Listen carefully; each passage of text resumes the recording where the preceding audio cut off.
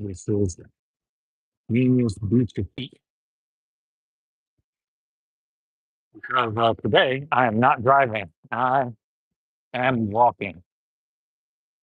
I wasn't absolutely certain I was going to get a good parking going to the gym today.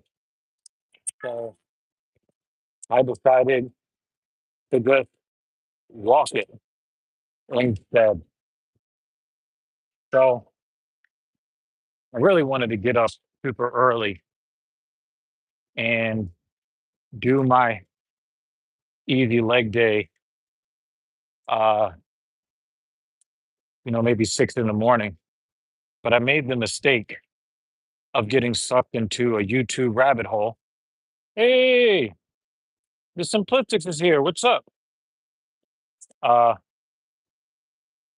uh, so I wanted to go to the gym super early, right? And uh, I got sucked down into the rabbit hole of watching suspects try to flee from officers and vehicles. Uh, but the ones that was hitting my recommended were the ones where the uh, uh, the people trying to flee did not survive their attempt. And that made me think, like, what are the ratio? What are the stats on people that get chased by the cops and actually get away? Like nobody. Probably like one in every like 20,000. You end up racking up all these crazy charges. Like it doesn't make any sense. Just some some of the cases that I saw were people who were only going to get like not even a ticket. They were just going to get a warning, and they run from the cops. They get chased. They either get the pit maneuver put on their vehicle and they lose control of it, or they lose control of it some other way, or they try to cross through a red light and they get turned into a T-bone steak. Never understood why. Like, like some of the people, like I get it. There was actually two occasions that actually kind of messed with my head a little bit, where the guy, two different occasions where the guy loses control of the vehicle, gets out and tries to run, jumps over the railing on the highway, and apparently not realizing that there is a 50 to 100-foot drop, because it was not just a guardrail. They basically jumped off a bridge, and I think both of them uh, went to the next stage of existence. Uh, they're just trying to get away from the cops. A lot of the stuff that people get pulled over for isn't even that bad. They lose their life running. That shit is crazy. But anyway, I wanted to get up super early, but I got caught in that YouTube vortex and ended up going this afternoon. Today was day one of the second week of deloading, so just taking it easy on my legs, but going hard on chest, back, biceps, and all of that. So I'm trying to get that swole. So, easy leg day, all the movements, half intensity. I feel a little bit of residual uh, soreness in my right quad specifically, but I'm doing all right. It's easy work. It's easy work. So uh, I just wanted to opine on an encounter that I guess I set myself up for this encounter. Uh, uh, where I think it was I forget exactly which content creator put this video out, but it was one of those videos where, a chick was mad. I think it was O'Shea Duke Jackson, actually. Chick was mad because, uh, normal guys that live productive lives, they're not simping anymore. They're not playing their so-called role in the dual mating strategy of uh, they're not playing their role in the dual mating strategy of hanging out in a woman's friend zone for a bunch of years. She gets knocked up by all of the losers and criminals in the community that you make her feel feelings and get her wet and all of that stuff. And then she reaches into the friend zone to try to get one of those guys who is legitimately interested in her, and then try to get that guy to raise the kids that she made with the guys that she was really, the losers that she really wanted to give the pum pum to. So, seeing that there was so many, they're making all kinds of crazy, wild insinuations about why guys aren't simping anymore, and it's the same old BS insults of they're incels, they hate themselves, they're fat, they're short, they're broke, and of course they love to use words like zesty and all that other stuff, right? And the point that I made in the comment that I left in the video is that a lot of them are putting out these kinds of insults because they feel entitled to the to have everything their way in all phases of their life. When they're younger, they get the attention of the dope boy, and they get, they let the dope boy shoot up the club in more ways than one. They have, these guys' children, and then, the guy that they said was too nice and not enough of a criminal or whatever. Then they want to go back and say, well, you're supposed to come back and help the community. You're supposed to mentor my children. It's you guys that left the hood and live productive lives and live in safe places. You guys left when you were supposed to just stick around so that you can be my fallback C, D, E, F, and G plan. You were supposed to just sit there and wait for me to get run through by all the drug dealers and gangbangers. You're supposed to wait until I'm used up. And then, when I'm ready for you to bail me out from my poor decisions, you're supposed to be there. And they're not happy that those guys are no longer there. And what kind of responses did I get?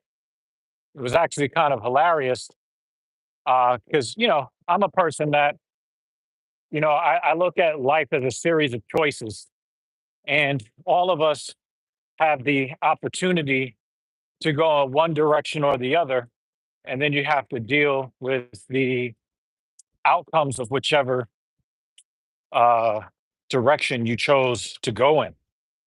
And, when I'm talking about you having to live with the ramifications of your own choices, the response I get back to me is, "Oh, typical, blame the women." Well, you guys know, and this is the thing that always gets me, because nothing is ever their fault.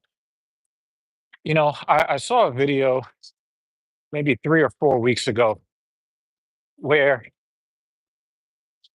you know this I guess this woman is on TikTok, and she's calling out other women saying, "No, these guys didn't trick you.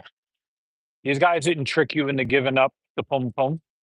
These guys didn't trick you into uh, turning you into a throat goat. None. Yeah. Oh, finally, right? Yeah. Uh, you know, Uh, uh, uh, like they don't, the same people that claim that they're tricked and the guy tricked me and he tricked me. It was like the thing that immediately came to my mind is you claiming that you're being tricked by these gangbangers and drug dealers and criminals and stuff. But how is that the case when you guys are rejecting 98% of the guys that show up in your face? Like you guys don't even recognize 98 out of 100 men that are walking down the street when they walk past you. You don't recognize them. If they try to say something to you, you know how to insult them. You know how to put them down. You know how to run to social media and laugh at how they're fools for thinking that they could talk to somebody that looks as good as you with your hair hat on and your clown mask. And you know how to reject good, decent men, but the bad guys are tripping you? That didn't make any sense to me. So, when you put it back on people's choices, they don't like it very much. And one of the people that didn't like it when I kind of just put a mirror up to their face is when their point fell flat. Because again, life is a series of decisions that we make, and that goes for all of us. Uh,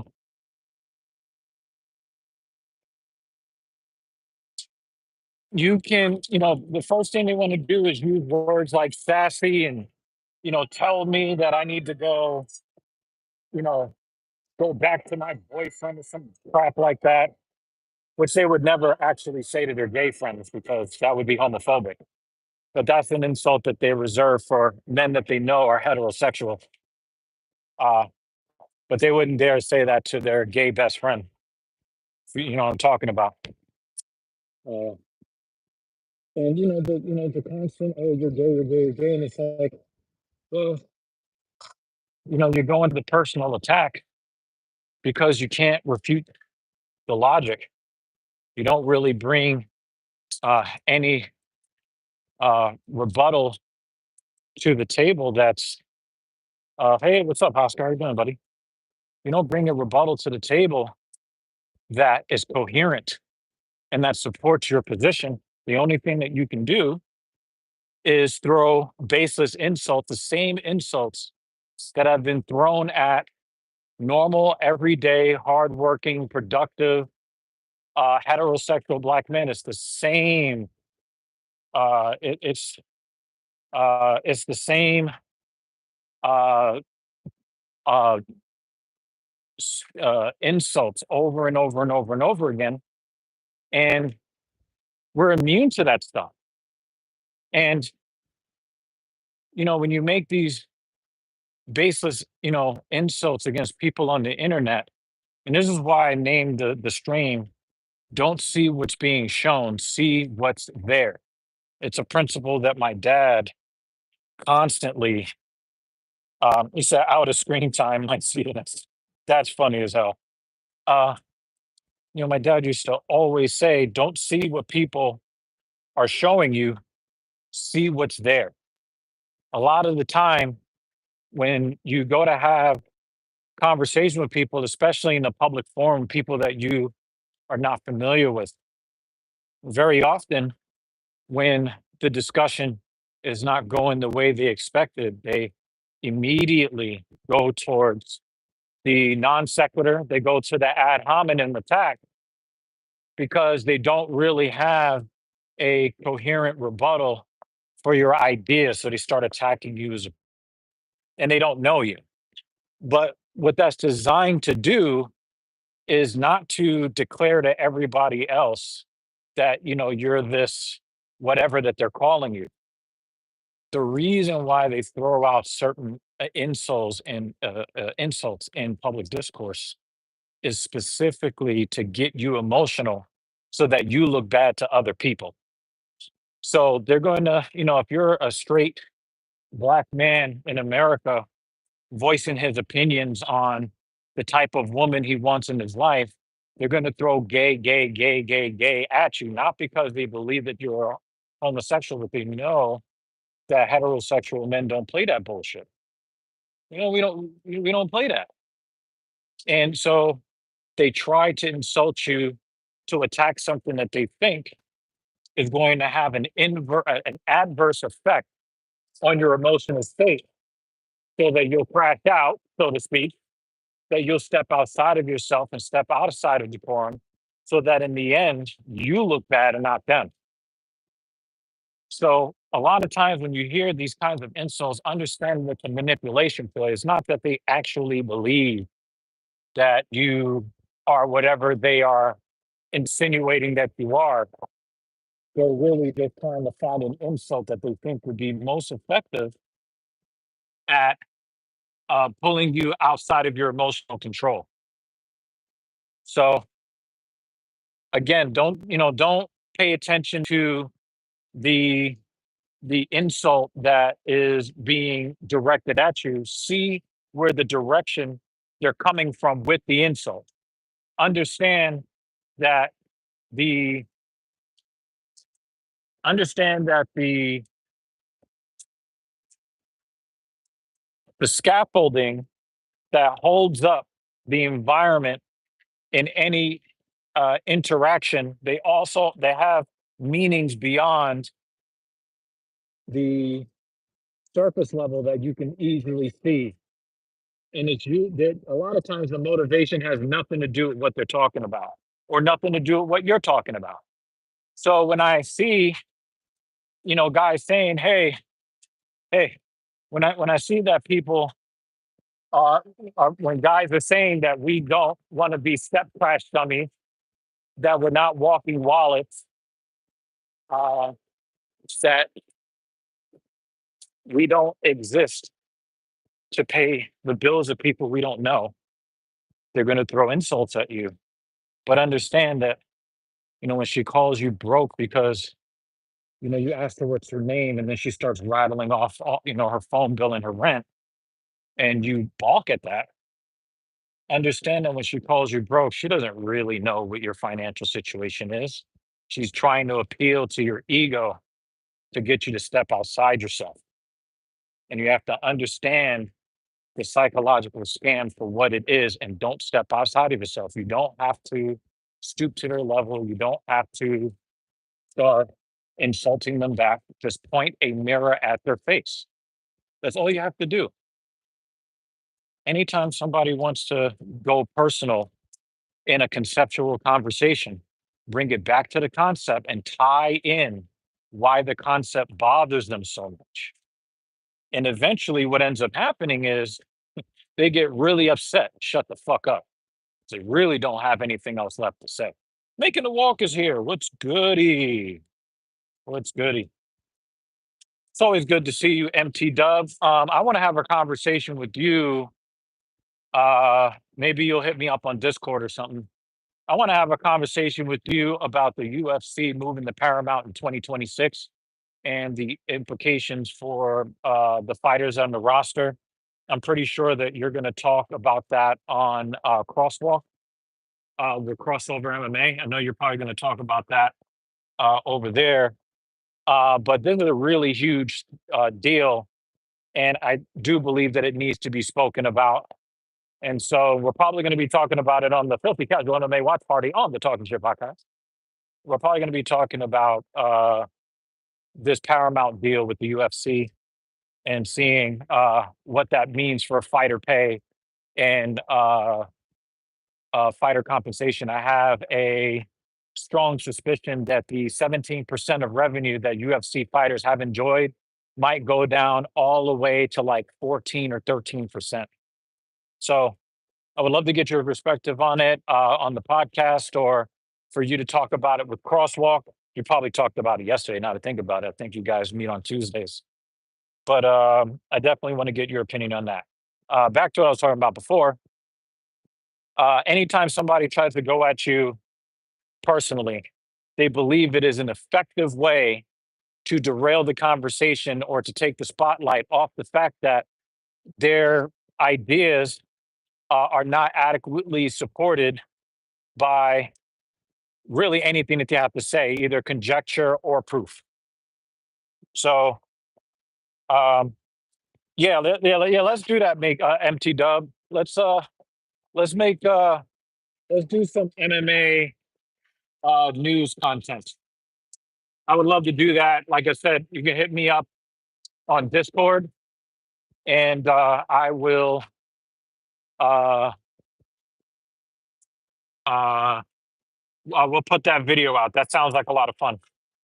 But um yeah, you're gonna have a lot of interactions with people that you're not familiar with, and people who you're not familiar with, particularly on the internet, are going to take more liberties with verbal disrespect than they would if you were face to face. And so you have to know going in that people are going to shoot from the hip in ways to try to get you angry, knowing that there is no real consequence for you becoming angry. What I like to do is I like to flip it on them, always keeping it on topic, never attacking them personally, but also tying in the reason why the concept upsets them so much. And so, what I was able to do in the situation with this obvious angry single mother that can't get a simp to play step crash dummy for her kids uh, that she had with Pookie and Ray Ray. Uh, your life is about decisions. You made a bunch of decisions. You're unhappy about your decisions, and you can use, empty and tired and overused insults, but it won't make any of them true. You can tell me to go back to my boyfriend, but it's not going to make me leave my wives. It's not going to suddenly change my sexual orientation.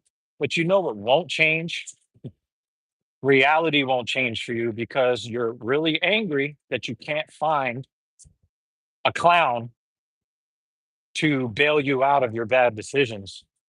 And even as you are throwing these insults, you're still not going to get any simps to bail you out from your bad decisions. It's really not going to change anything. So you can level every insult that you want at me personally, but it doesn't change the fact that you're still mad and you're still alone and you're still trying to do all of this by yourself. And the only time a guy will talk to you is to see what that mouth do. It's like you can throw all the personal insults, but you're still mad at the results of your choices. And when you just keep harping on the points why they're mad, don't, hey,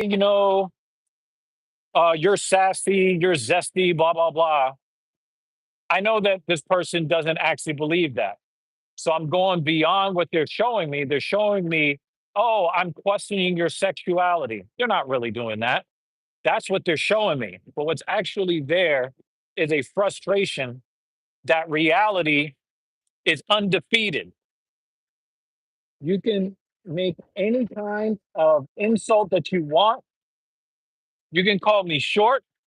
You can call me fat. You can call me an incel. You can call me an Uncle Tom.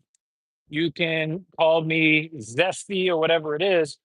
But the great equalizer in life is reality. And let me see what Making the Walk was saying here. It's interesting as a person our age who have bridged the gap of interactions being more in person to now being more virtual. The insults are just to get you off your square so you can get out of character. Exactly. Like they don't actually believe in the insults that they're leveling at you. They're trying to use the insults to get to a certain place so that you can look bad to other people.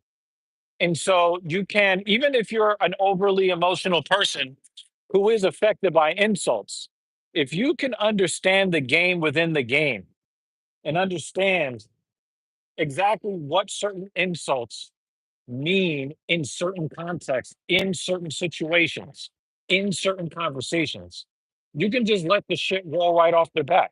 I let them know straight up, like, I'm not affected emotionally by your fake questioning of my sexuality, because it's not going to change the fact that I've been with my wife almost 20 years, and is nothing of what you're saying, it actually has any bearing on reality.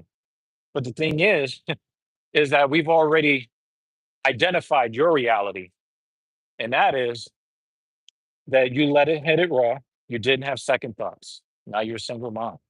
Now you're a single mom. I mean, it doesn't. You just keep going back to the facts. They can throw any insult that they want. Stick to the facts. You don't have to call people out their name. You don't need to raise your voice. You don't need to do any of that. Just keep pointing back to reality, because reality is undefeated and will always be undefeated. Anyway, I'm going to the Mets game today, y'all. So I'm gonna change out of these gym clothes. Uh, we're taking the Mercedes Benz to the game today. We got the super premium plus parking, so hopefully it won't take 3 hours to get out of the City Field parking lot, uh, and nobody will scrape up my new Mercedes baby. But thank you guys for rocking with me today. I will be back for Filthy Casual MMA watch party on Saturday, and then I will see you guys again for Genius Take the Wheel on Sunday. Hit me up in the comments section. Making the walk. We need to get up on back channels so that we can make content. And much love to all y'all.